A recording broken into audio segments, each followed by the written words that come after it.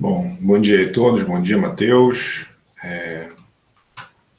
Relembrando aqui, né, começando a aula de hoje, eu queria relembrar o que a gente está vendo, né? Já tem muito tempo, bom dia, Matheus. Já tem tempo que a gente... É ruim, né, esse lance de ter aula na terça, depois só na segunda. Mas, enfim, a gente estava falando aqui, a gente está dentro de conceitos fundamentais, né, de princípios de mecânica dos fluidos. E a gente terminou a aula de terça-feira passada vendo essa classificação, né? Eu falei, né, que como é muito complicado a gente estudar todas as, todas as variáveis que influenciam no fluido no escoamento, né, ao mesmo tempo, ou no escoamento ou no fluido parado. Né? Normalmente, fluido parado a gente não... eventualmente, isso daqui é mais relacionado com fluidos escoando, né, que tem um certo grau de complicação. Os fluidos parados a gente não precisa de uma classificação tão rígida assim, né, porque a coisa é um pouco mais simples. Mas então a gente divide, né, a gente tende a dividir o escoamento, né, esse fenômeno físico, né,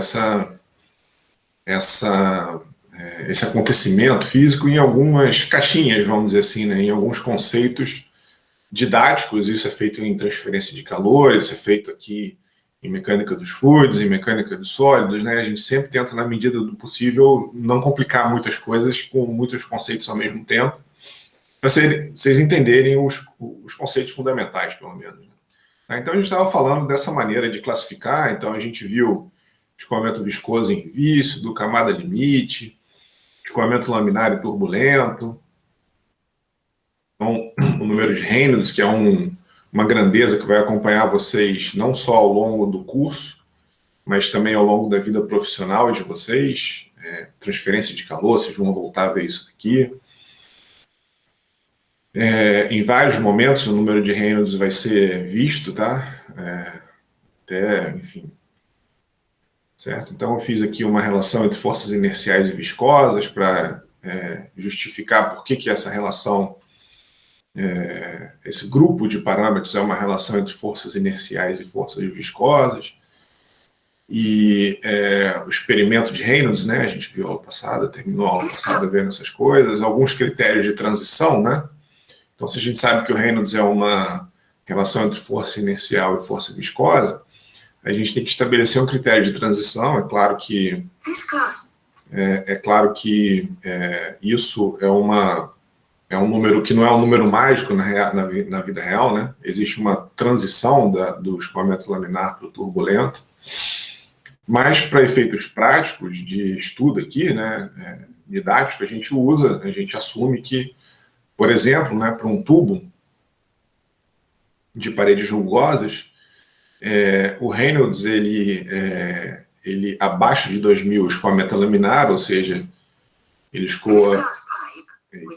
escoa aqui em forma de lâminas, né, bem regulares, e acima ele passa a ser turbulento, né? Ele passa a ter um escoamento aleatório, caótico, tridimensional. Tá? Bom, a gente vai usar 2.300, né? Então é aproximadamente 2.000, mas a gente usa 2.300. É claro que, na medida do possível, a gente aqui evita estar perto desse número, porque é um número meio cinzento, né? É uma região meio cinzenta entre o laminar e o turbulento. Então, ou a gente vai estar bem abaixo ou bem acima, porque a transição é uma questão complexa de se estudar. Tá? E mesmo porque esse número aqui não é mágico, né? Isso que eu estou falando. 2.300 não é um valor definitivo e mágico, é só um guia para a gente ter aqui no curso.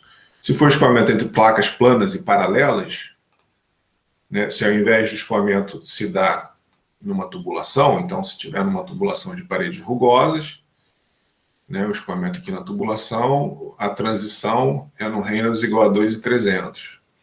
Se, por exemplo, a gente tiver um sanduíche, né, de placas, uma placa em cima, uma placa embaixo, e o fluido escoando aqui no meio, né, entre placas planas e paralelas, aí o Reynolds, né, de transição é 1.500. Então esses valores são levantados em laboratório. Tá? São valores empíricos que são observados e a gente usa como referência Falamos um pouco da decomposição de Reynolds, né? O que fazer quando a gente tem turbulência. Então, essa foi uma ideia do Reynolds, é dividir a componente, né, o U, que é a velocidade na horizontal, né, e uma componente média e uma componente de perturbação. A mesma coisa para V e W. A gente vê que a média do U aqui, nesse caso, está fora do zero, porque o escoamento está majoritariamente acontecendo aqui na horizontal, né? E com perturbações, vamos dizer assim, parasitas ou perturbações oriundos da aleatoriedade do escoamento, que são transversais, né? Em V e W, que tem a média em zero, porque a gente não quer que o escoamento ao final das contas, se dê em V e W, e sim em U, nesse caso, né? Se é um tubo horizontal, o escoamento indo da esquerda para a direita, por exemplo. Tá? Aí a gente terminou a aula aqui, né? E aí agora já é uma parte que a gente vai entrar, que é nova, né? Nessa semana, que na verdade já é o final esse já é o finalzinho de conceitos fundamentais. A gente já vai começar a parte de estática de fluidos, logo na sequência. Então, a gente vai falar dos escoamentos compressíveis e incompressíveis. Então, o escoamento onde a variação da massa específica é desprezível são os incompressíveis. Então, ou é desprezível ou é difícil, né? Então, por exemplo, o escoamento de líquidos, se a gente bombear líquido, dificilmente a gente vai mudar ou vai variar a massa específica, porque o líquido ele é uma matéria, né, que as moléculas já estão muito bem agregadas ali, que nem, mais ou menos como mudar a massa específica de um sólido, né? Então não é muito fácil. Então os líquidos é a mesma coisa. Como os gases eles estão mais espalhados, né, as forças de coesão entre as moléculas são um pouco mais fracas, então é mais fácil a gente comprimi-los, né? Mas mesmo assim, a gente está até vendo aqui, ó, líquidos e gases a baixa velocidade. Por que essa baixa velocidade é importante? Na verdade, essa relação entre velocidade e compressibilidade, ela é melhor explicada quando a gente estuda escoamento compressível. Por hora, né, para o nosso estudo introdutório de mecânica dos fluidos, vocês vão ver isso com mais detalhe lá em MecFlu 2, quem for fazer, né, quem for da mecânica, quem for fazer MecFlu 2, vai ver lá com o Alexandre ou com o Cleiton, os escoamentos compressíveis.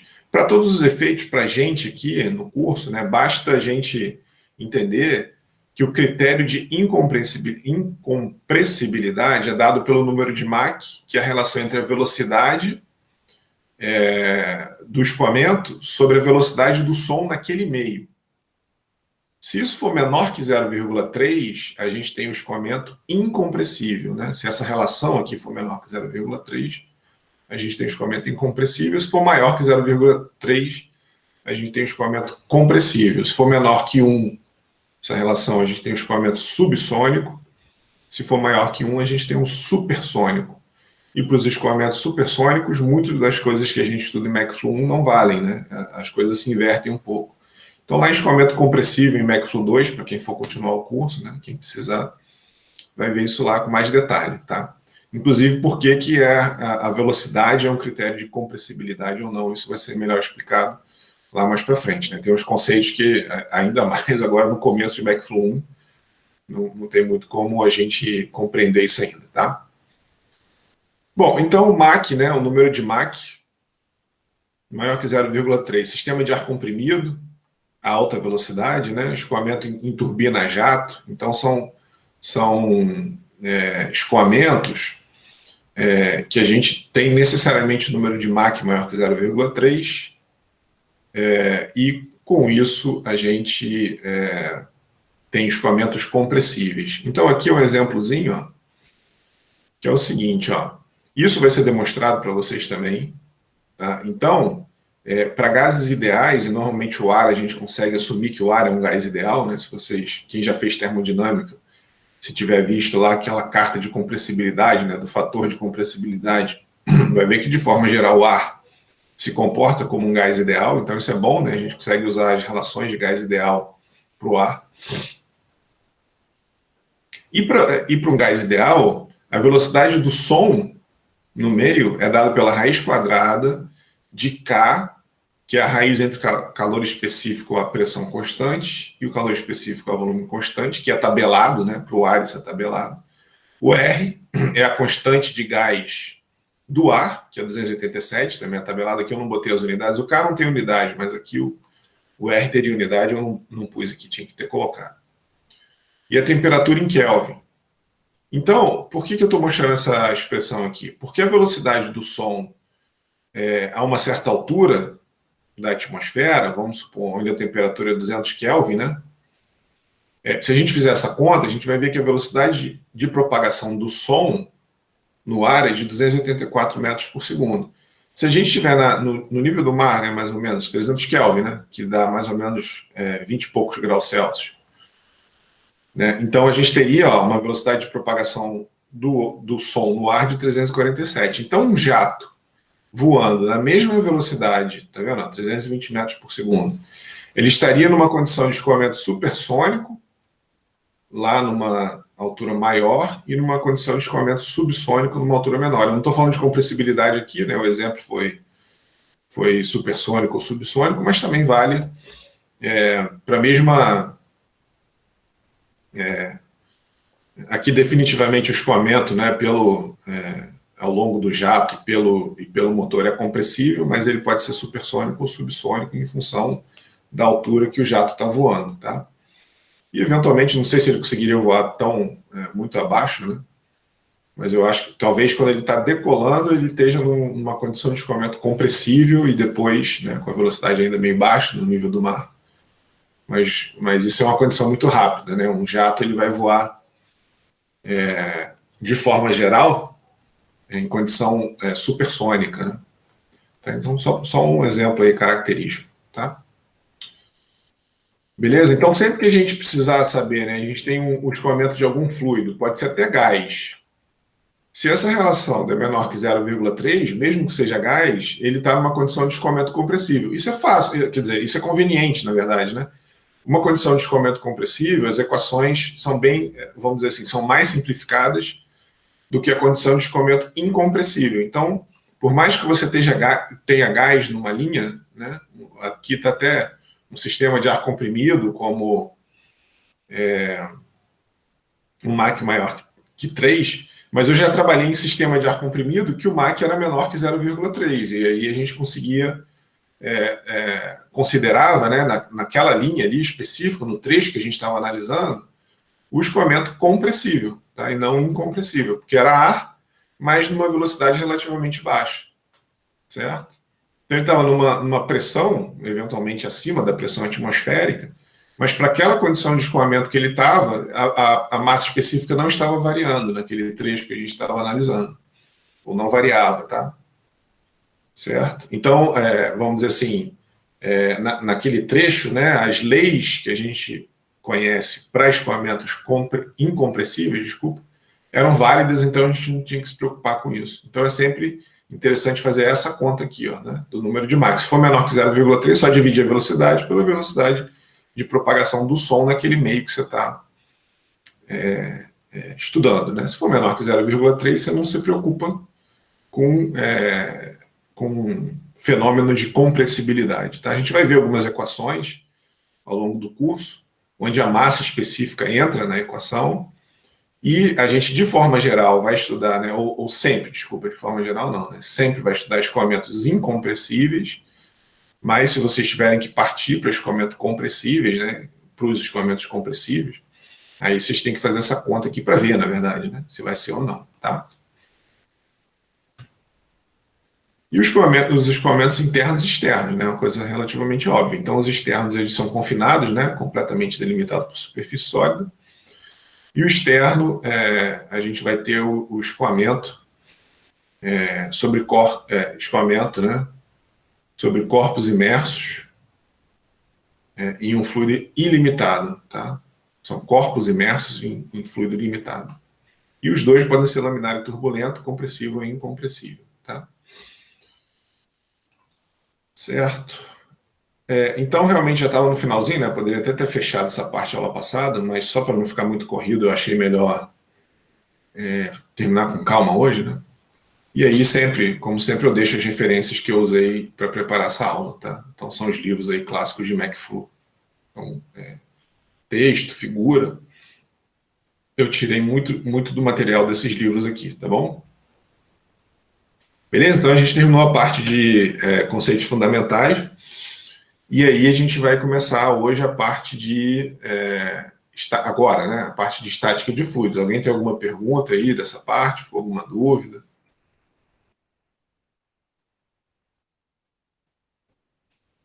Tudo certo? Então tá, então vamos começar aqui. Vou puxar aqui a parte de estática dos fluidos.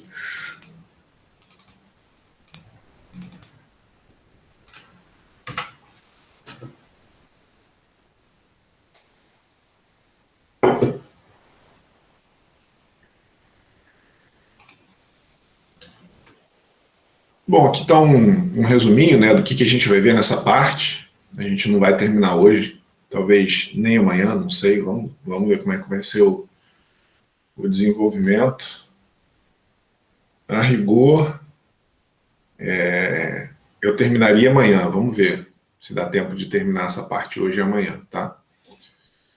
Então a gente vai falar da pressão num ponto, depois a variação da pressão com a posição, a parte de manometria, que normalmente eu passo rápido, porque vocês, de forma geral, não têm muita dificuldade com essa parte de manometria, né? É uma parte que vocês eventualmente até já viram no ensino médio, né? Aí forças hidrostáticas em superfícies planas e superfícies curvas, né? Como que a gente determina o ponto de atuação, né? A gente tem uma força resultante atuando ao longo de uma superfície plana, como que a gente calcula a resultante e a distância com relação à origem. Depois, numa superfície curva, empuxo e estabilidade é uma coisa que eu dava. Mas como a gente está fazendo uma mudança na ementa, eu não vou dar, eu vou deixar indicado aqui para vocês, tá? Mas isso não é matéria, tá? Só se alguém tiver curiosidade, né? Vai ficar a parte de estabilidade como curiosidade, tá? Que a gente está tirando isso da ementa, porque a gente estava achando a ementa muito extensa, tá? Beleza? Então vamos lá, né? Então o que a gente vai fazer aqui nessa parte, né? Analisar a física envolvendo a interação entre fluidos com outros fluidos ou com a superfície que delimita seu volume, né? Então, por exemplo, aqui tem uma barragem, né? E aí tem um fluido aqui e a gente vai querer saber a física envolvendo essa interação. Qual física? Força, né? Basicamente força. Onde que a força resultante devido à pressão do fluido agindo aqui nessa barragem age e qual a distância com relação à superfície, tá? Além do repouso, né, algumas das equações que a gente vai ver aqui, existe a condição de movimento de corpo rígido, que a gente até falou no caso do fluido escoando ao longo de um corpo, né, ao longo de um carro, que ele vinha como um corpo rígido. Foi quando eu defini o escoamento invícido, né, o escoamento que a gente pode desprezar a viscosidade. A gente não vai estudar esse tipo de escoamento também, não dá tempo, né? Tem alguns livros que falam dele, mas não dá tempo da gente cobrir aqui. Mas, por exemplo, se você tem um recipiente e esse recipiente está se acelerando com aceleração constante, ele vai adquirir essa configuração aqui. Tá? E aí, ele, como a aceleração é constante, né, ele age como se fosse, né, as equações, algumas das equações que a gente vai ver aqui também poderiam ser aplicadas para esse sistema. Então, girando, né, com uma rotação constante, ele vai adquirir essa configuração. Mas a gente não vai ver esses dois aqui, né? A gente vai ficar só na parte da hidrostática. Tá? Bom, algumas aplicações, né? Então, do que a gente vai ver aqui, né? Um elevador de Pascal, né? Que vocês já devem ter visto isso no ensino médio também. Então, essa razão de área aqui faz com que a força seja multiplicada na proporção da área. Medidores de pressão, os macacos, né, de carro, né? A gente tem a relação de área também aqui, entre os pistões aqui, né, o que você bombeia e o que eleva o carro, até o próprio sistema de freio do carro também, né? O pistãozinho, Você tem um pistão pequeno e um cilindro aqui, onde você aplica a força no pedal do freio, e aí você tem um pistão maior lá, né? Então, aqui a gente tem as mesmas ideias do elevador de Pascal, né? E basicamente, dimensionamento de sistema, eu acho que talvez o mais importante, né? Isso aqui vai ser muito rápido, né? Isso daqui, na verdade, vai ser um slidezinho, né? Eu acho que o mais importante enfatizar aqui de aplicação é segurança de barragem, né? Porque é o que a gente vai ficar a maior parte do tempo falando. Isso daqui vai ser muito rápido, na verdade, não sei nem porque que tá. Acho que eu coloquei muita ênfase numa parte que a gente vai ver muito rápido, né? Na verdade, deveria dar mais ênfase para isso aqui, que é a questão de segurança, né? De barragem, e comportas, né? Tá? Beleza? Então, para um fluido estático, né, em repouso, ou aquele que está passando por um movimento de corpo rígido, né? Onde, quer dizer, são duas condições que o fluido não está cisalhando. Lembra que quando o fluido está com movimento de corpo rígido, nenhuma camada cisalha contra a outra, né? Ele está ali naquela configuração e ele fica naquela configuração, né? Então, se ele está acelerando, se você desacelerar, eventualmente o fluido vai dar uma, né? Ela vai dessa configuração vai passar para essa, e aí você tem um cisalhamento ali entre camadas de fluido. Mas enquanto ele está nessa configuração, não existe cisalhamento, né? Então, ou se ele está parado, ou se ele está com movimento de corpo rígido, a gente só tem as tensões normais agindo, né? Que a gente vai chamar de pressão, tá? Então, no caso de um fluido, essas tensões normais que agem perpendicular às faces, né? Então, tá aqui, ó, as tensões normais que agem perpendicular às faces aqui do elemento fluido, né? Lembra que esse elemento fluido são vários elementos fluidos aqui, né? A gente pega um específico, mas são vários, né? Quando a gente fez lá até enfatizar isso, né? Se vocês lembrarem das aulas que a gente fez, por exemplo, aquele perfil de velocidade, e aí eu pegava um elemento fluido aqui, ó, em contato com a parede, lembra? Que eu pegava um elemento fluido em contato com a parede e analisava justamente essa convenção de sinal, tanto em cima quanto embaixo, né? Um elemento fluido em cima e embaixo. Na verdade, isso vale para os infinitos elementos fluidos que tem aqui dentro, né? Do fluido em si, tá? Então, eu estava fazendo isso aqui na parede para a gente ver a relação de força, né, de tensão de cisalhamento e força na interação do fluido com a parede, mas entre as camadas de fluido isso acontece também. Então, é como se a gente estivesse pegando aqui dentro um elemento fluido qualquer, tá? Beleza? Aqui é a mesma coisa. É como se a gente estivesse pegando um elemento fluido qualquer no meio do fluido ou na parede, né? Tá?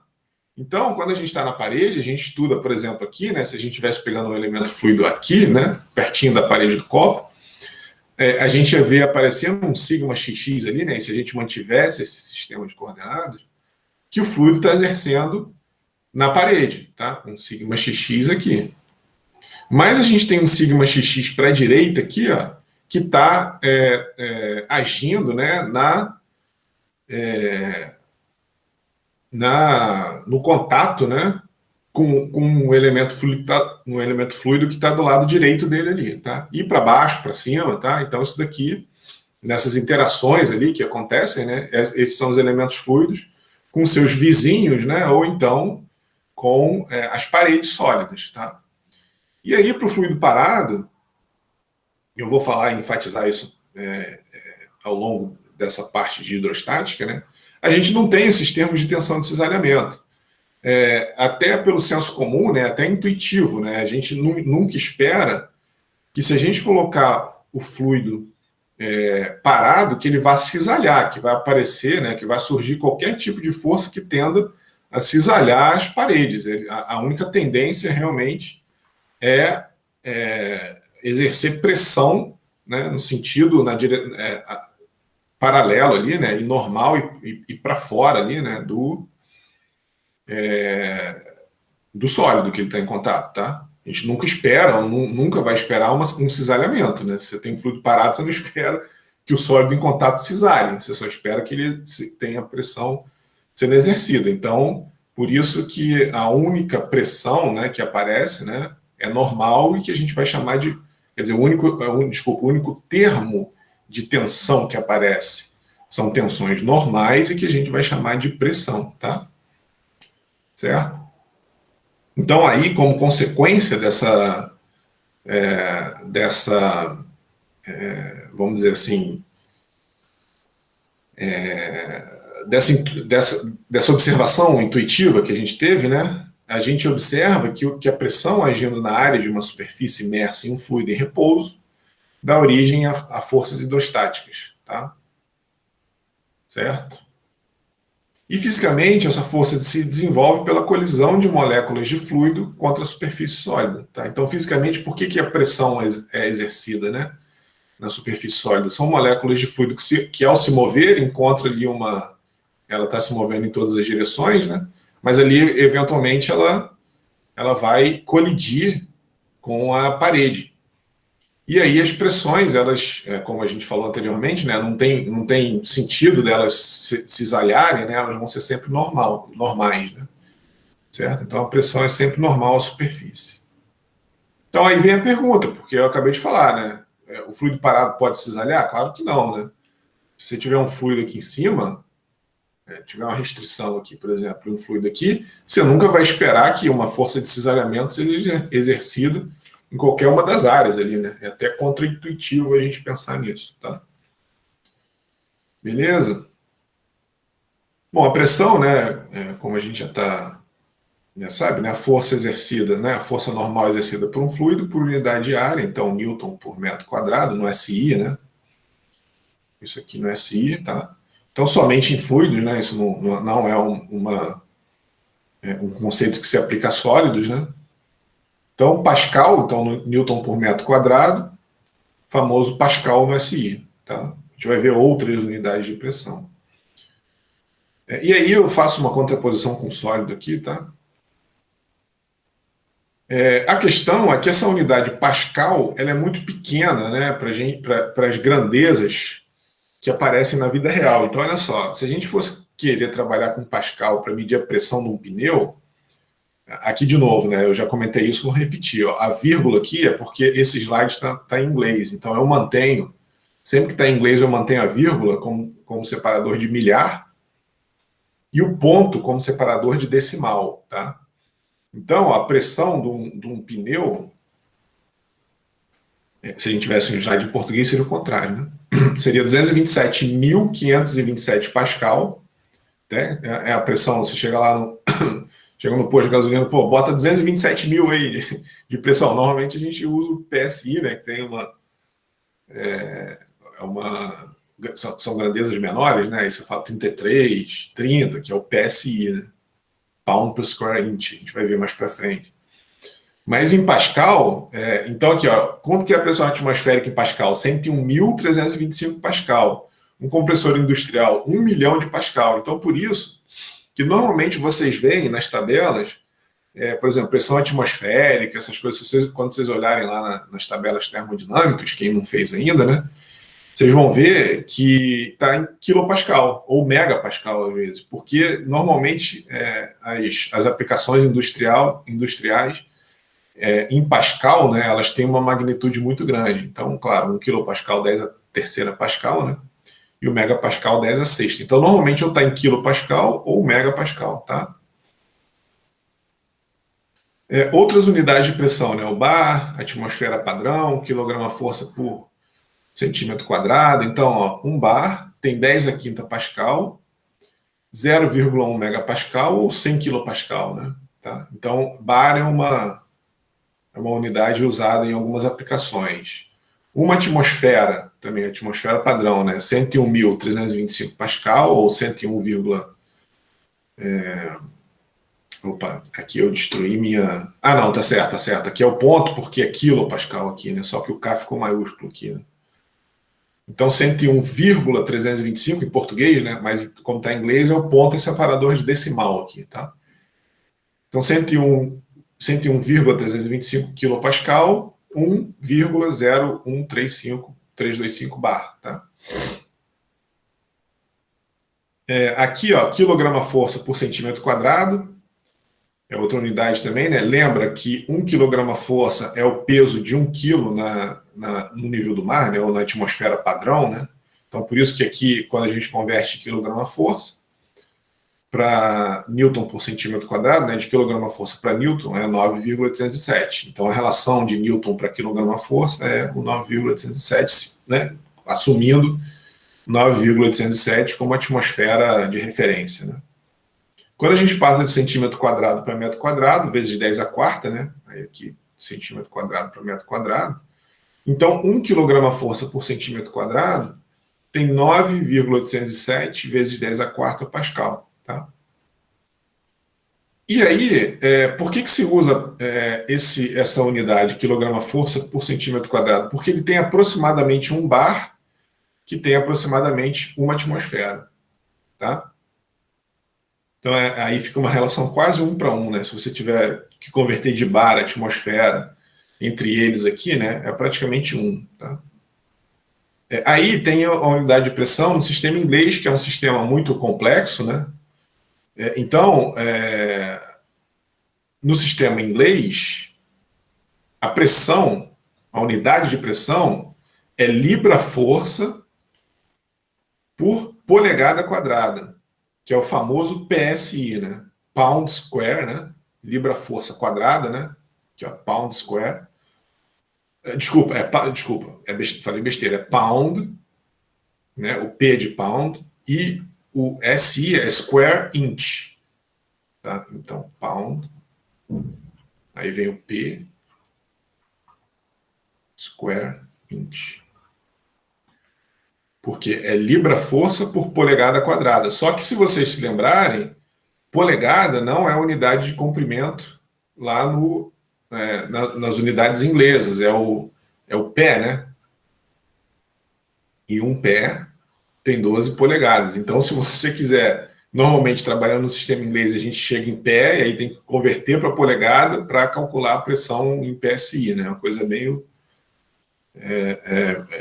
o sistema inglês é meio aleatório e complexo, né? Então, uma atmosfera tem 14,696 PSI. Então, aqui é ponto só porque o slide está em inglês. E aí, eu botei aqui embaixo, né, o PSF. Se você achar em alguma aplicação PSF, é Pound per Square Foot, né, libra por pé quadrado. Aí, para você converter para o PSI, você tem que fazer a conversão de pé quadrado para polegada quadrada para chegar no PSI. Tá? Certo? Bom, agora o que a gente vai ver... então, ali foi uma parte introdutória, né? A gente vai ver começar a ver questões importantes para o fluidos em repouso. Então, a primeira questão é entender e demonstrar se a pressão em um ponto é um escalar ou um vetor. Alguém teria alguma sugestão aí? A pressão é escalar? A pressão é um vetor? Alguém teria alguma opinião?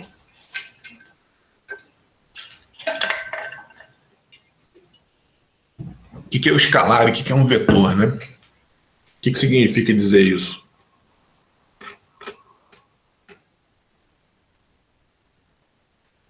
Nem isso vocês sabem, galera. Bora lá. Escalar, vetor, qual é a diferença?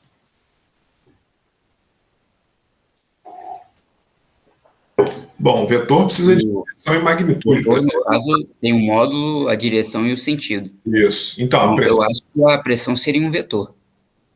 Tá, beleza. Beleza. Vamos ver, então. Na verdade, ela é um escalar porque a pressão ela não tem direção. Ela vai agir, é isso que a gente estava falando aqui, né? Aqui, Gabriel. Ela age, cara, em todas as direções. Ó. Quando você quer fazer uma força resultante devido à área que ela está agindo, aí essa força vai ter uma direção. Mas a pressão, ela age em todas as direções, entendeu? Ela não tem uma direção específica. Então, por isso que a pressão, ela é um escalar, igual a temperatura, né? A pressão, ela não tem... ela tem magnitude, mas não tem direção. E a temperatura também. A temperatura não tem direção. Então, a pressão também não, né? São duas grandezas que são escalares, tá? Então, a pressão é escalar, ela vai agir em todas as direções, né? E ela depende da área contra a qual ela está, contra a qual o fluido está agindo, né? Certo? Ela não tem uma direção específica, ela age sempre normal, né? É aquilo que a gente estava falando, ela não cisalha porque você nunca vai esperar que o fluido em repouso ali cisalhe o sólido. E além disso, né, ela não tem direção específica, na verdade ela age em todas as direções, tá? Então a pressão atmosférica, ela está agindo em todas as direções aqui na minha mão, né? Ela está equilibrada porque meu corpo, né, na medida que eu respiro, meu corpo iguala a pressão de dentro e de fora. Quando você enche um balão, alguma coisa assim, né? Você assopra, você aumenta a pressão ali, você vê que a pressão ela faz aquele balão expandir, né? Em função da resistência maior ou menor em cada área do balão, mas ela age em todas as direções, tá? Beleza? Então a pressão é uma escalar, ela tem magnitude, mas não tem uma direção específica. E a gente vai demonstrar isso numericamente, né? Que ela age de forma igual, independente da direção que você está analisando. Então, ó, vamos considerar um elemento fluido em forma de cunha. Poderia ser um elemento fluido em qualquer forma, mas a cunha vai trazer um certo grau de complexidade no problema, mas nem tanto. Tá? Então, seria essa situação aqui. Eu tenho um fluido parado, né? E ali dentro eu extraí uma cunha do fluido. Então, forças que estavam originalmente em equilíbrio ali se desequilibraram e a gente tem que adicioná-las aqui, né? Não sei se vocês já fizeram mecânica dos sólidos, mas lá, quando vocês analisam vigas, vocês fazem um corte numa viga e as forças que estavam em equilíbrio, aí aparece o momento fletor e o esforço cortante, né? Se vocês já fizeram, vocês sabem do que eu estou falando. Se vocês não fizeram, vocês vão ver isso mais para frente. É assim que se faz a distribuição de força, o cálculo do apoio em vigas, né? Então aqui é a mesma coisa, a gente tira um elemento fluido ali de dentro, que estava em equilíbrio, e a gente faz o balanço de força ali, né? Uma vez que ele não está mais em equilíbrio. O que precisa aqui, quais são as forças que agem nas faces dele, quais são as forças que agem nesse elemento fluido em forma de cunha aqui, tá? Beleza? Ou que os elementos fluidos vizinhos estavam agindo, que agora, quando a gente tirou, a gente está observando. Então, ó, nessa face aqui, essa cunha tridimensional, e aí, ó, nessa face aqui, a gente tem um px delta y, delta z, na verdade, né? O delta z está para dentro, tá? A gente vai ver que isso, na verdade, simplifica, né? Aqui a gente tem um P delta S, delta Z, que é a força que está agindo nessa face aqui, né? A pressão vezes a área. Aqui a gente tem a pressão vezes a área. Observa que a gente está assumindo que pressão tem direção. A gente assume isso, mas depois a gente vê que esse índice X e Y aqui não fazem sentido, tá? Isso daqui é só... A gente está começando com essa hipótese aqui para depois ver que isso daqui não precisa, né? Você não precisa botar Px e Py porque a pressão é constante. E aqui, então, embaixo, né, P delta X, delta Z, tá? Então, delta Z, delta Z, delta Z, a gente vai ver que isso daqui vai ser simplificado, né? Tá? Então, uma cunha de altura delta Y, largura delta X, um certo ângulo θ aqui um peso, né? Certo? MV, né? Certo? MG, desculpa. Aqui, o ρ delta V aqui forma a massa, né? Certo? Massa específica vezes o volume forma a massa, vezes o G, o mg aqui para baixo, né? Então, força de corpo, aqui a força de corpo devido à gravidade, e forças de superfície agindo devido à pressão, que a gente quer saber se essa pressão aqui, né? Aqui eu observo que não tem nem x nem y, né? Uma direção genérica, aqui px, aqui py, tá? Então, esse é o balanço de força nesse diagramazinho de corpo livre, né? Nenhuma dificuldade adicional. Se a gente fizer os esforços, né? Se a gente fizer aplicar a segunda lei de Newton nas direções, ó, aí diagrama de corpo livre aqui, tranquilo, né? Somatório das forças em x é massa vezes aceleração, né? Ele está parado aí, a gente vai ver mais para frente. Isso daqui é genérico o suficiente para considerar isso que eu estava falando, né? Como o fluido nessa configuração não cisalha, né? Lembra do nosso tensor de tensões aqui, ó. naquela configuração não existe cisalhamento, a gente só tem tensões normais, né? Essa configuração aqui, esse equacionamento também respeita essa configuração física aqui, tá? Então a gente aplica a segunda lei de Newton, né? A gente pode inclusive adicionar uma aceleração aqui e a gente pode estudar. A gente não vai fazer isso, só para mostrar para vocês que isso é genérico o suficiente, né? Para estudar um caso desse. Tá? Então, ao longo de x e ao longo de y, né? Então vamos ver aqui, ó, ao longo de x, o que dá aqui, né? Então é essa componente aqui, né? Em x para a direção x, ó, a projeção dessa força aqui em x. Certo? Então, P delta S seno θ, ali ó, Px delta Y, aqui teria que ter um delta Z, né? Certo? Aqui teria que ter um delta Z. E aqui no volume, ó, também teria que ter um delta Z. E aqui também delta S, delta Z, né? Aqui é a força aqui, né? Ao longo de X, né? Nessa face aqui. Essa é a projeção, né? Certo? E aqui é a massa vezes a aceleração. Como tem um ΔZ em todos eles ali, ele já tirou o ΔZ, né? Por isso que, vou apagar aqui, ó, por isso, ó, vai apagar todos os ΔZs ali, tá? Então, por isso que não tem ΔZ, já está simplificado. Bom, então esse é o balanço de forças em X, né? Tá? Pressão vezes a área, que é a força, né? Aqui a gente tem pressão vezes a área, que é a força. E aqui a gente tem massa vezes a aceleração, tá? Certo? Rho vezes o volume, né? Massa específica vezes o volume, sobre 2, porque é metade de um retângulo, né? Vezes a aceleração em x, tá? Então aqui nenhum mistério, né? Certo? Basicamente um diagrama de corpo livre aqui, num elemento fluido, e a gente está fazendo a decomposição das forças aqui, certo? E a mesma coisa agora a gente vai fazer para y. Ó. Agora, esse cara aqui não age mais em x, né? A componente em x aqui não é mais importante, é o P delta S cosseno θ, que está aqui, ó, P delta S cosseno θ, PY delta x, né, que está aqui embaixo. Agora a gente tem a força de corpo, que a gente tem que somar no somatório das forças, né? Então as forças de superfície, devido à pressão, e a força de corpo aqui, né? Tá? É o mg aqui, certo? E massa vezes aceleração. Alguma dúvida nesse diagrama de corpo livre? Tranquilo, né? Nenhum mistério aqui, nada que vocês nunca tenham visto. Então tá aqui, né? Em x e y, tá? Lembra do que a gente está fazendo fisicamente, né? A gente pegou a pergunta original era se pressão era uma força, era um vetor ou um escalar.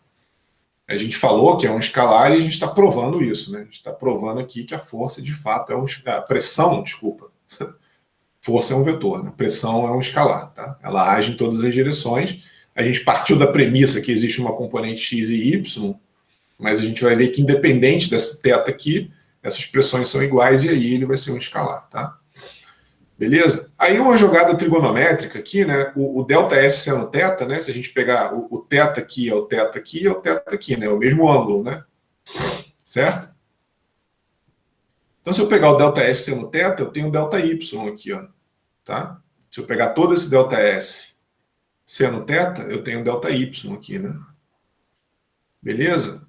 Tá aqui, né? A outra trigonometria aqui em cima do diagrama de corpo livre aqui que eu estou fazendo, tá?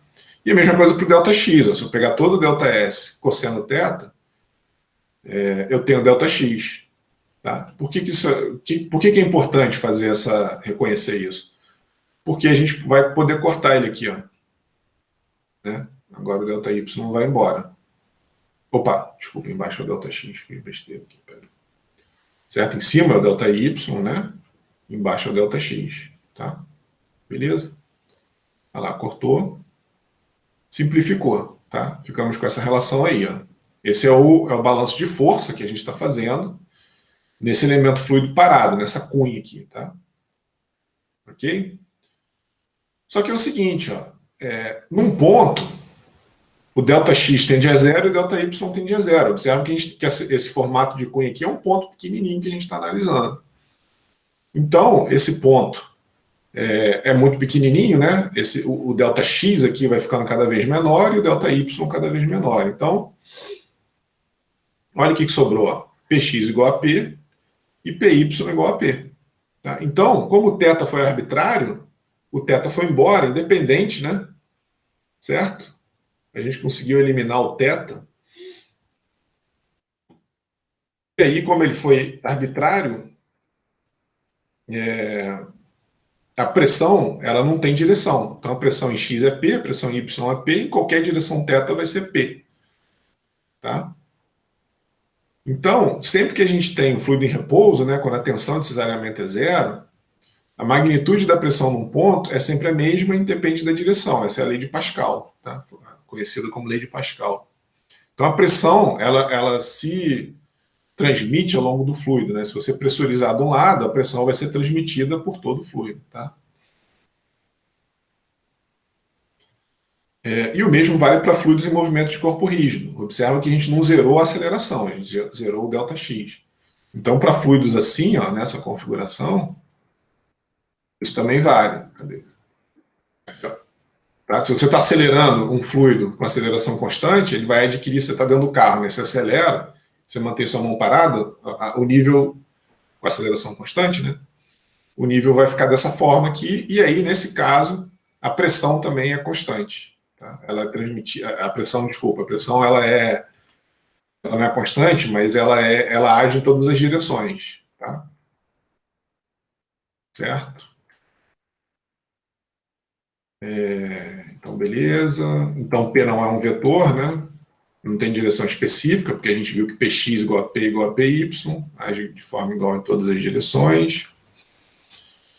Agora, a força associada à pressão, ela depende da geometria do corpo, tá? Isso que a gente estava falando, está sendo mostrado aqui, ó, nessa configuração aqui, ó. Tá? A gente tem um corpo com a geometria mais aleatória possível aqui, né? E a pressão está sempre agindo para dentro, olha lá.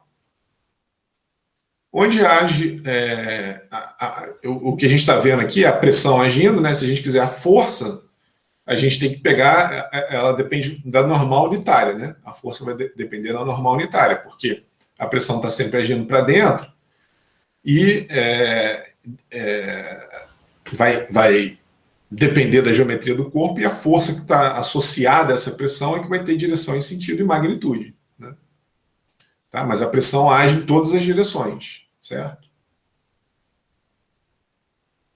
Então, a nossa intuição, né, isso que eu estava falando, né, a intuição que não existe tensão de cesariamento, que a pressão age sempre normal para dentro do corpo, né, ela se confirmou. A gente sabe disso já, porque a gente vê isso no nosso dia a dia. Né? Isso é uma coisa que você vê. Se você tem uma piscina, né? Se você tirar ali o suporte da piscina, aquela parede ali cai, né? A gente sabe que a pressão está agindo ali, tentando empurrar as paredes para fora, né? Certo? Bom, então isso era o mais importante dessa parte aqui, né? Entender que a pressão num ponto, ela independe, ela age de forma igual em todas as direções. Então essa daqui seria, vamos dizer assim, né, a conclusão mais importante dessa parte aqui. Só que agora, o que a gente quer fazer, né? Qual o próximo passo? Variar esse ponto na horizontal, na vertical, né? E ver qual é a consequência dessa variação em termos de pressão. Se eu vier para cá, se eu andar na horizontal, a pressão varia. A gente já viu que a pressão num ponto está agindo sempre normal, né? Ou seja, aqui a gente não está vendo nada porque a pressão está agindo no elemento fluido vizinho. Mas quando chega aqui, a gente entende que, dependendo da normal unitária, né, a pressão está agindo ao longo da normal unitária do corpo. Tá? Então, aqui dentro ela age em todas as direções, mas quando encontra ali uma superfície, ela está agindo paralelo, né, perpendicular à superfície. Né, tá? Certo? Agora, a pergunta é, quando a gente varia a posição do fluido, né, esse ponto aqui, o que vai acontecer quando a gente vai para baixo, quando a gente vai para a direita, tá? E aí, para a gente fazer essa análise, uma forma muito simples é isolar um elemento fluido infinitesimal e aplicar uma expansão em série de Taylor da força em cada face desse elemento fluido. A gente vai fazer uma coisa um pouquinho diferente do que a gente fez aqui, no caso anterior, né, quando a gente quis mostrar que a força é um escalar. Aqui a gente, para essa análise, esse formato de cunha aqui era mais conveniente, fazer um diagrama de corpo livre era mais conveniente. Agora, o que é mais conveniente, como a gente quer a variação da posição, é a gente fazer uma expansão em série de Taylor. Né? Olha só, vamos com calma aqui. A gente vai usar bastante esse conceito de expansão em série de Taylor, né? Isso é uma coisa que vocês viram lá em cálculo. E a gente vai fazer uma aplicação aqui física, né, desse conceito. Então é o seguinte, ó, eu pego um elemento fluido, da mesma maneira que a gente pegou a cunha, lembra? Você tem um fluido parado, você vai lá e pega uma cunha, aqui a gente pegou um cubo, tá? Ou um paralelepípedo, certo? Então, esse cubo tem altura dz, então aqui está os eixos coordenados, né? Tem profundidade, altura dz, profundidade dx e largura dy. Quais são as forças que agem nesse elemento fluido aqui? São as pressões, né, sempre normais e para dentro do elemento fluido, tá vendo? Então, essa pressão aqui, pressão vezes a área, né? Essa pressão vezes a área, que seria a força, né? Tá? Uma pressão aqui embaixo, uma lá, né, uma embaixo em cima, uma esquerda direita, uma no fundo, outra na frente. Alinhados com os eixos coordenados aqui, só para uma questão de conveniência, né? Tá? Em cada face, a gente tem uma força, que é uma pressão aqui, a gente vai ver por que a pressão é escrita dessa forma, né? Vezes uma área aqui, tá? Certo? Em cada face a gente está fazendo essa análise. Qual é a área aqui em cima? Ó? dx, dy, né? dx, dy aqui, né? Tá? Então é essa área aqui, ó, superior aqui, né? Que essa força aqui que a gente está vendo, que está sendo representada aqui em cima, está agindo. Beleza? Então, de forma geral, é isso que a gente vai fazer. Agora, por que a gente escreve a pressão assim? Ó? Porque a gente usa a expansão em série de Taylor. A expansão em série de Taylor, ela é dada por essas duas relações aqui. Ó. Ela diz o seguinte, ó, na verdade, né, o primeiro pré-requisito é que você tem que saber a função que você está analisando em algum ponto. Então, o que eu quero? A função num ponto x mais h, ela é igual à função num ponto x, isso aqui é genérico, né? Uma forma bem genérica da expansão em série de Taylor. Então, eu tenho que saber quanto que é a função num ponto x, mais a derivada da função no ponto x. Então, eu tenho que saber a função e as suas derivadas, né? Vezes h, mais a derivada segunda, vezes h ao quadrado sobre 2, mais a derivada terceira, vezes h ao cubo sobre 3, e aí se você truncar aqui, você tem um erro da ordem de h à quarta. Isso é lá de cálculo numérico, né? Tá? Então a gente vai usar essa expansão em série de Taylor para determinar as pressões em cada uma das faces, assumindo que eu sei a pressão no centro, a pressão e a massa específica no centro. Então, ó, a hipótese é a seguinte, ó, eu tenho um cubo aqui, né, ou um paralelepípedo, de dimensão dx, dy, dz, eu sei a pressão no centro geométrico, P, eu sei a massa específica, que é ρ, estou assumindo uma pressão compressiva aí, né, nesse caso, uma tensão normal compressiva, e aí a variação de pressão ela é aproximada por séries de Taylor truncada em termos de ordem 1. O que isso quer dizer? Que eu tenho aqui a expansão em série de Taylor.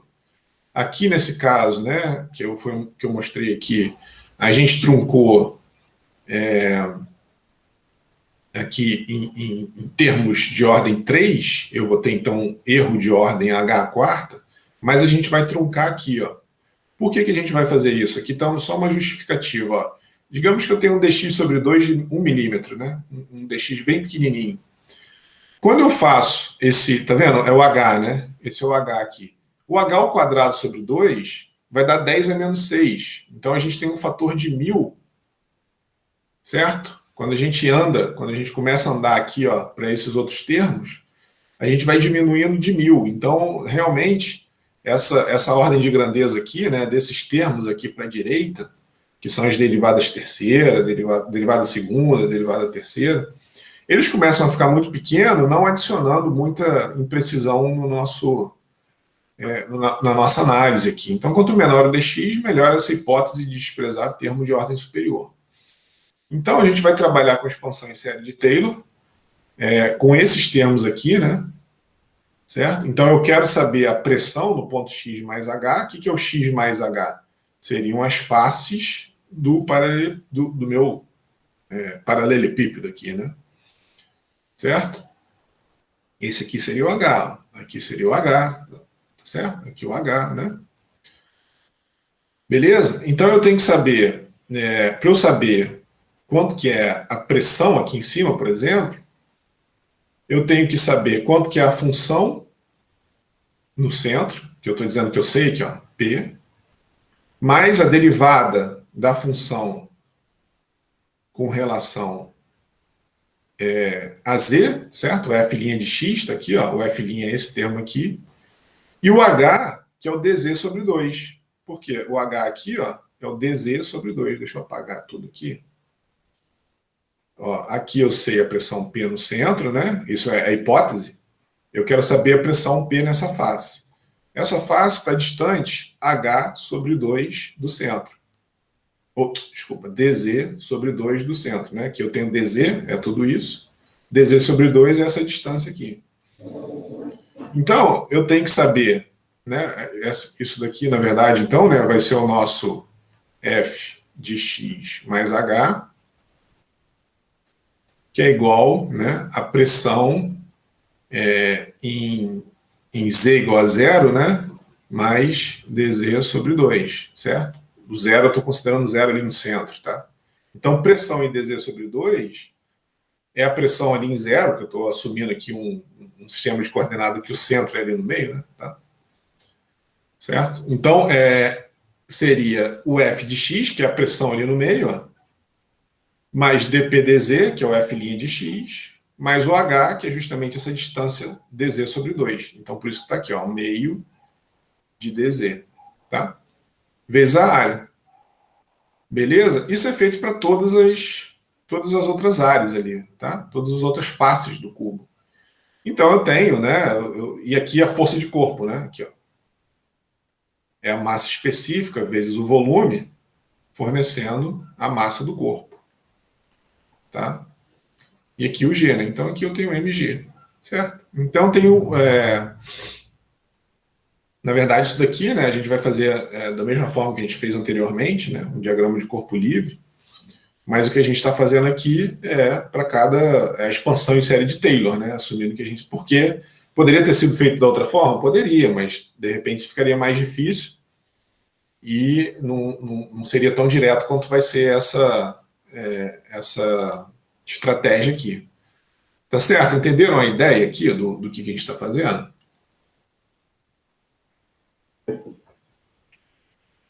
Beleza? A gente quer saber, lembra, né, que a gente está fazendo isso para saber como que a pressão se comporta ao variar com a posição. Tá? Então, a gente faz para aqui, né, as forças em cada uma das direções. Então, a gente tem as forças em Y. O que são as forças em Y? Né? Lembra que o Y está aqui, ó. Seria essa componente aqui, essa componente aqui, somadas, né? Então a gente tem P menos dP dy sobre 2, está aqui, ó. P menos dP dy sobre 2, dx dz, está aqui, ó, agindo na direção de y positivo, para a direita. Então aqui é positivo, né? Menos essa força aqui, né? P mais dP dy sobre 2, está aqui, né? Vezes dx dz. Então, fazendo a distribuição aqui, né? O P mais P menos P sumiu, foi embora. E esse menos dP dy sobre 2 dx dz, menos dP dy sobre 2 dx dz, menos, né? Esse sobre 2 aqui vai embora, olha lá, menos dP dy dx dz dy, tá? Beleza? Tranquilo, né? Não tem muito mistério não, mesma coisa para f e para o x, tá? Certo? E aí, então, a gente tem as componentes da força, né, em y, x e z, certo? Observa que aqui força, né? Não é pressão. A pressão entrou para a gente saber qual é a direção da força ali que está sendo agindo ali, né? Então representa fisicamente a força de superfície, né? Agindo em um elemento infinitesimal que estava originalmente em equilíbrio, antes de ser isolado para análise. A mesma coisa da cunha, né? A gente tinha uma cunha em equilíbrio, você tirou, você observou ali as forças de superfície. Aqui a gente tinha um paralelepípedo, a gente retirou ele ali de dentro de uma massa em repouso de fluido e a gente está analisando as forças que antes estavam em equilíbrio, né? Tá? Então, fazendo essa... Tá vendo aqui, ó? Pegando a componente Y diferencial, a componente X diferencial e a componente Z diferencial, a gente pode escrever um vetor de forças superficiais aqui, ó, por isso que tem o S aqui, né? Que é um dfx em I mais dfyj mais dfz em K, certo? E escrevendo na forma vetorial, né? As componentes que a gente achou aqui, ó, olha lá, dp dy, dx, dy, dz, dp dx, dx, dy, dz e dp dz, dx, dy, dz. Tá aqui, ó, certo? Colocamos em evidência esse cara aqui, né? E aí o que a gente tem aqui, ó, é um menos dp dx em I, mais dp dy, ou menos ali em evidência, né? dp dx em I, dp dy em J, dp dz em K. E aí a gente tem o gradiente, né? Lembra dessa função gradiente? Que ela aponta onde a função está tá crescendo, né? Tá? Então, ó, taxa de variação da pressão com a distância, né? É o gradiente de P.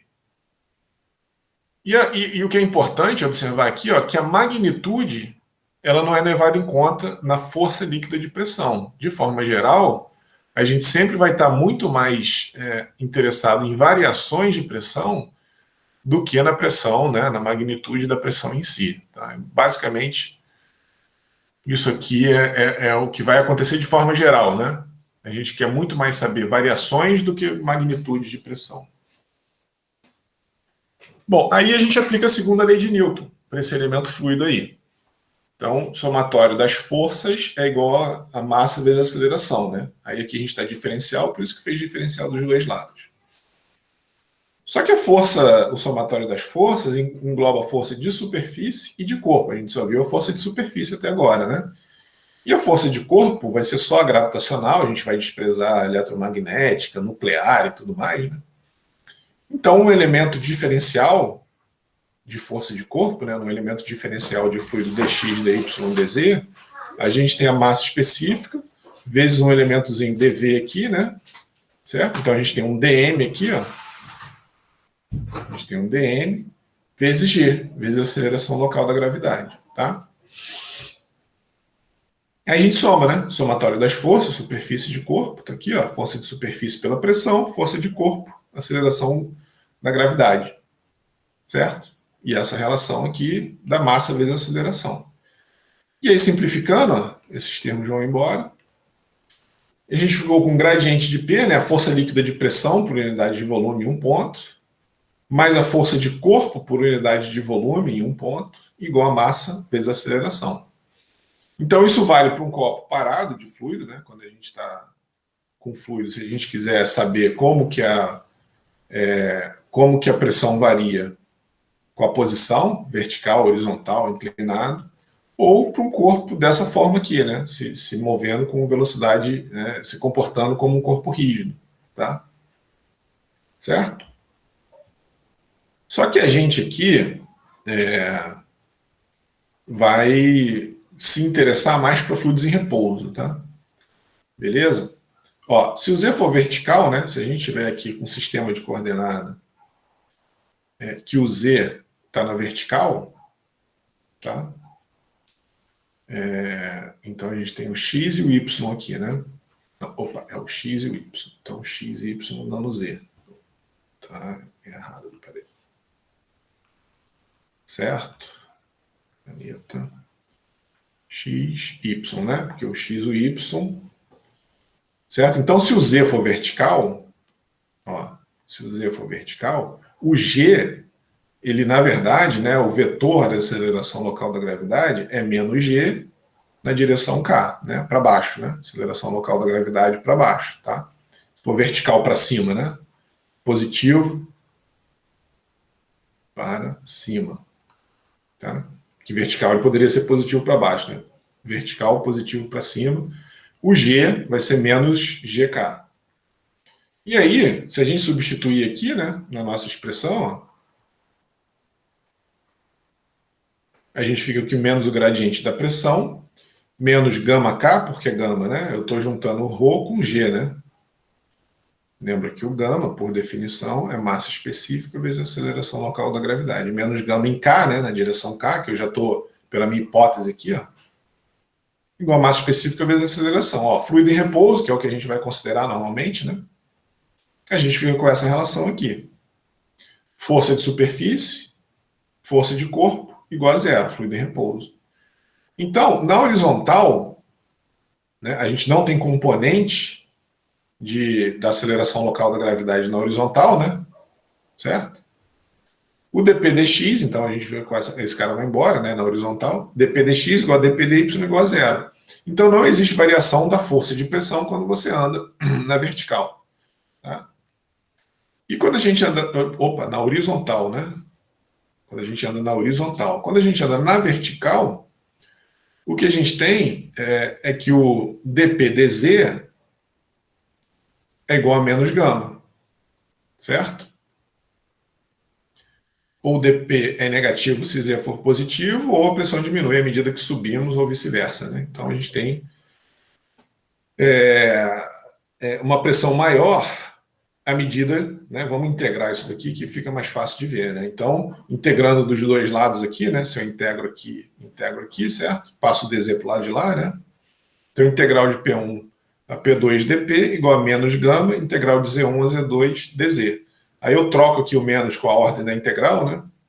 Aí eu fico, na verdade, aqui do lado de cá, né? P1 menos P2 igual a gama Z2 menos Z1. Tá? Então, esse menos aqui, eu já troquei com a ordem dessa integral aqui. Ó. Certo? Tinha que ser P2 menos P1, né? Mas como tem um menos aqui, eu botei P1 menos P2. Igual a gama Z2 menos C1. Então, se eu definir H igual a Z2 menos Z1, né? O eixo Z positivo para cima, que é o que está aqui, ó. Tá? Então, Z2 menos Z1 vai ser um certo H aqui, né? Tá? Então, P1, né, a pressão aqui no fundo, é gama H mais P2, que é a famosa lei de Stevin. E, além disso, a gente sabe, né, por essa expressão, que essa variação de pressão é linear. Tá? Certo? Então, ΔP, né, que seria P1 menos P2, igual a gama H. Quem diz a inclinação dessa curva linear aqui de aumento de pressão é justamente o peso específico do fluido. Quanto maior o peso específico, maior vai ser a inclinação ali, né? Tá? Maior a pressão no fundo para o mesmo H, tá? Certo? E o ΔP, né? Definido como P1 menos P2, tá? Certo? Tranquilo, né? Trivial isso daqui, é o famoso ρGH, né? Tá? Alguma dúvida aí? Alguma pergunta? Tô partindo do pressuposto que isso aqui é relativamente trivial para vocês, tá? Bem, relativamente trivial não é, mas por enquanto... Tá baixo, cara. Eu não tô ouvindo. Não sei nem que tem alguém falando. Vitor. Alô? Tá dando pra ouvir, professor? Tô te ouvindo, mas tá baixinho. Deixa eu ver se é o meu volume aqui, peraí. Meu volume tá no máximo. Diga, Vitor. Relativamente trivial não tô achando, mas por enquanto não tem pergunta não. Não, cara, isso daqui, na verdade, é o ρGH. Você nunca viu o ρGH em física? Ah, esse sim eu já vi, sim. Então, a gente chegou no ρGH pegando um elemento de fluido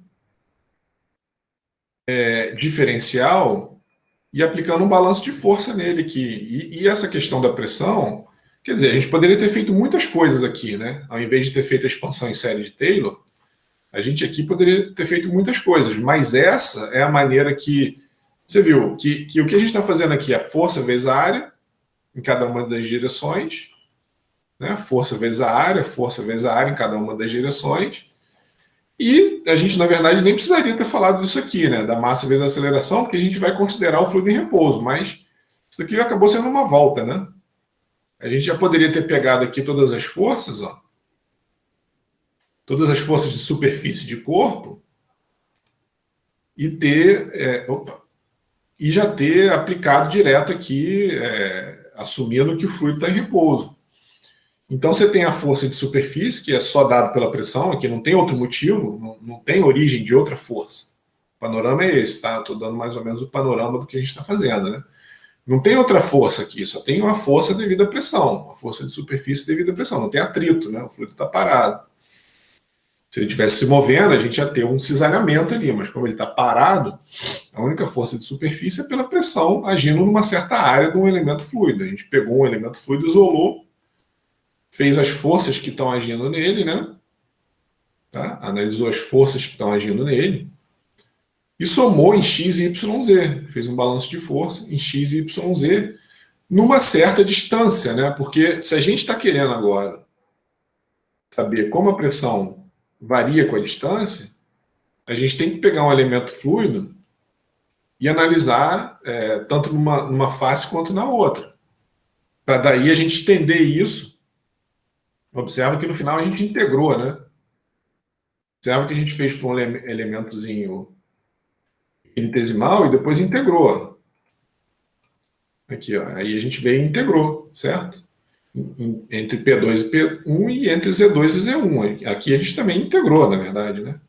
Em X a gente também teve que integrar para achar, sabendo que o dp dx é zero, se a gente quiser saber a magnitude, a gente vai ver que o ΔP, integrando isso daqui, você vê que o P2 é igual a P1, né? Certo? Então você também integra. Então a gente, num certo ΔX aqui, ó, num certo dx, né? Num certo distância dx. Então a gente está querendo, eu só estou querendo mostrar para vocês, e isso é uma técnica de engenharia, né? Vocês vão ver isso em transferência de calor, vocês já devem, não sei se já fizeram mecânica dos sólidos, termodinâmica, a gente pega um elemento diferencial, aplica as leis físicas no elemento diferencial, depois integra, tá? Beleza? Então isso é uma técnica de engenharia usando conceitos de cálculo e cálculo numérico, né? Cálculo, que agora, quando vocês saem do básico, é que vocês aplicam todos os conceitos de cálculo, física e cálculo numérico que vocês viram lá no ciclo básico. Então aqui eu estou pegando essas técnicas que vocês viram, né? E a expansão em série de Taylor ela é uma delas, para aplicar no elemento fluido físico. Tá? E o que a expansão em série de Taylor diz? Né? É uma coisa física também. Se você sabe, isso daqui é aplicado para temperatura, para pressão, tem uma série de grandezas que a gente pode fazer essa análise aqui. Lá em transferência de calor, para a equação da condição do calor, vocês vão partir disso daqui também. Tá? Equação da Aleta. Tá? Então, são várias... a gente vai aqui em MacFlu usar isso várias vezes, a expansão em série de Taylor. Certo? Então, o panorama é esse. A gente tem uma força diferencial agindo em X, e a gente faz um balanço dessas forças, em X, aqui em Y, né? Em X e em Z, e depois integra. Tá? Beleza? Entendeu, Vitor? Então, o panorama geral é esse. A gente integrou e chegou no famoso ρGH. Certo? Entendi, professor. Entendeu? A gente simplesmente aplicou a segunda lei de Newton no elemento fluidozinho, né? Como se aqui a gente tivesse pegado um elemento fluido pequenininho aqui, né? Feito um balanço de força e depois integrado, tanto em X, né? Integrado em X, integrado em X, integrado em Y e integrado em Z. E aí a gente viu que em X e Y, né, assumindo Y assim, né, X, Y, Z. Assumindo X e Y num plano vertical, que isso daqui é igual a zero, dp dx ou dp dy, né? Mas a gente viu que integrando em Z, a gente fica com um fluido parado, né, que a gente fica com esse perfil de pressão, tá? Beleza? E ó, o que a gente pode fazer é dividir todo mundo pelo peso específico. O que isso tem de interessante? A gente fica com uma dimensão de comprimento, certo? Todos os termos aqui da expressão ficam com dimensão de comprimento, ó, certo? Se eu dividir aqui por gama, né? Divido aqui por gama e divido aqui por gama, esse cara vai embora, P por gama tem dimensão de comprimento, e tem que ser, né, para a gente garantir a homogeneidade dimensional. Homogeneidade dimensional. O que é homogeneidade dimensional? Se você soma, é o famoso somar laranja com laranja lá do primeiro grau, né, quando vocês estão. Tá? Então, se você tem um termo aqui que tem dimensão de comprimento, esse daqui também tem que ter. Né? Então, você tem que somar quantidades iguais. Então, se esse cara aqui, né, quando você divide por gama, esse cara aqui é um H, então a pressão vai ter também, né, esse termo P sobre gama também vai ter dimensão de comprimento. Né? E aí é só fazer, é fácil ver isso. Né? Newton por metro quadrado. E aqui peso específico é Newton por metro cúbico. Né? Certo? Então vai sobrar 1 metro aí. Certo? Newton vai embora, metro cúbico por metro quadrado, sobrou metro. Tá? Beleza? Então, quando a gente faz isso, a gente tem uma pressão, e isso a gente vai ver, quem for de mecânica, engenheiro mecânico, vai ver lá em máquinas de fluxo, né? Que esse termo aqui, P sobre gama, pode ser chamado de head, ou Hzão. Tá? Então, é uma maneira conveniente de se referir aí a pressão, né? Dividir todo mundo por gama, que aí tudo tem dimensão de comprimento, ou unidade de metro, né? Se for assim. E aí, cuidado com essas hipóteses, né? Fluido estático, massa específica constante, a gente só conseguiu tirar o gama aqui dessa integral, ó, porque o escoamento era incompressível, né? Aqui só vale para... Bom, aqui é fluido... Desculpa, aqui é o fluido em repouso, né? Então, é só para o escoamento incompressível, tá? Se houver qualquer compressibilidade, a gente tem que... Qualquer variação da massa específica, o gama não sai ali, né? Mas para a gente aqui, a gente sempre vai considerar escoamento incompressível, tá? E o Z é positivo para cima. Tá? Certo? Aqui é só para mostrar que, independente do formato, né, a pressão é a mesma, e o formato do fundo aqui do reservatório só vai fazer com que a força agindo, né, a pressão está agindo sempre perpendicular aqui, né, e a força vai ter essa direção aqui, né, tá? Beleza? Aqui no caso, ó, nesse caso aqui, a pressão A, ele está fazendo aqui, né? Pressão A, B, C, D, ó, A, B, C, D, E, F, G, são todos iguais, estão todos na mesma linha do mesmo fluido. Mas aqui tem mercúrio no fundo do tanque, então pressão H e pressão I não são as mesmas, né? Aqui tem o mercúrio que está aumentando a pressão aqui no fundo, nessa parte aqui. Aqui não, né? Certo? Como o fluido é o mesmo aqui, ó, a pressão vai ser sempre a mesma. Tá? Beleza?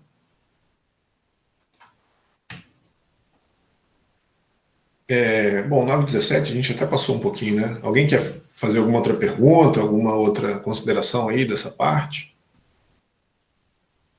Para a gente dar uma paradinha aí para dar uma respirada. Não?